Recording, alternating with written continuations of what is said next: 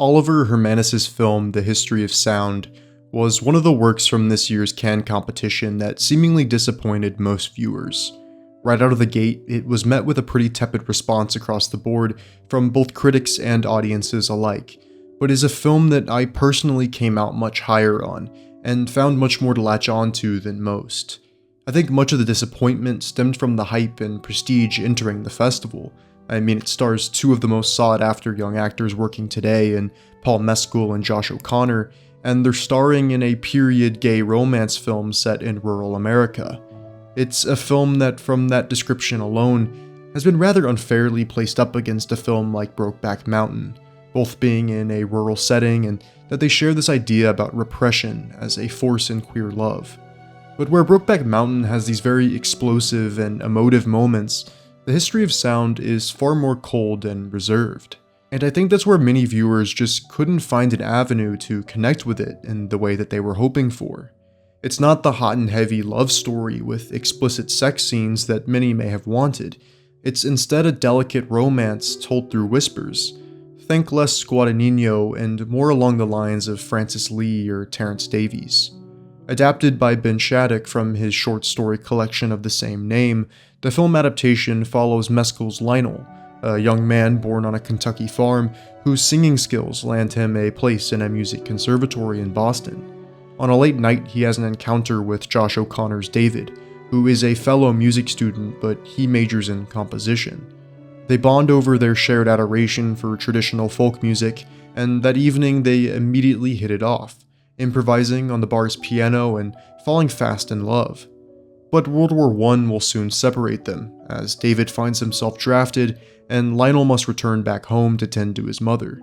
However, a reunion soon comes in 1919 once the war is over, and the two lovers go on this expedition together throughout rural parts of America, where they use the Edison wax cylinder phonograph to record said region's folk songs, largely collecting them from poor working-class communities. They're camping, exploring new environments, and diving headfirst into the vast range of voices and styles folk music has to offer, and through every step of the way, they have each other. These scenes of their travels are so serene, gliding from location to location with a collection of gentle, soulful songs to listen to along the way. Then the film transitions into a new register once their journey concludes and they must go their separate ways. Lionel begins a new life in Europe and David continues to live his life away from him.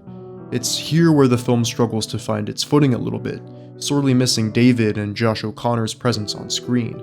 And it's also where the period romance tropes begin to become more apparent, with namely the inclusion of a hidden opposite-sex relationship that is obviously doomed from the start.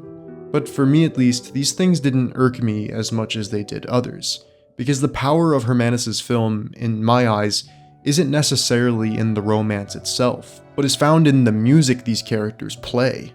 I think the film is sexless because this couple feel their love more deeply in the gathering of so many people to sing and play music than they do in the union of their own bodies.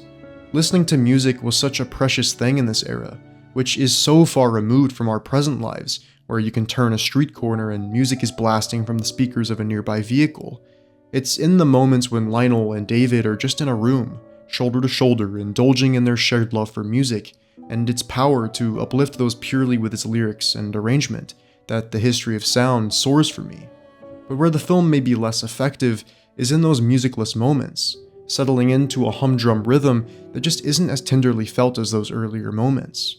It's so moving watching the performances of these undiscovered American folk ballads, where you can sense the longing embedded in almost every single one of them, and Hermanus draws a direct line of connection from that to the love story at the center of this film, one that was never able to rise to the surface. As The History of Sound is a movie about the feelings and truths that remain unspoken that music can express in its place. It's by no means the most successful film you'll see this year, but I think it's far better than many have been making it out to be. It's worth watching alone for Hermanus's handsome direction that pays such close attention to accurate period detail, and that wields the subtleties of his two lead actors so well. I know I'm not alone in thinking that Mescal and O'Connor are two of the finest young performers we have today, who are making some of the most interesting choices amongst all of their contemporaries. And so I'm heartened to see them pick a project like The History of Sound, a film that could read to some like weepy queer awards bait, but is instead very sensitive and emotionally dense. Just go in with an open mind and not expecting the next Call Me By Your Name, and I think you'll leave History of Sound's rich tapestry of love, repression, and folk history pleasantly surprised.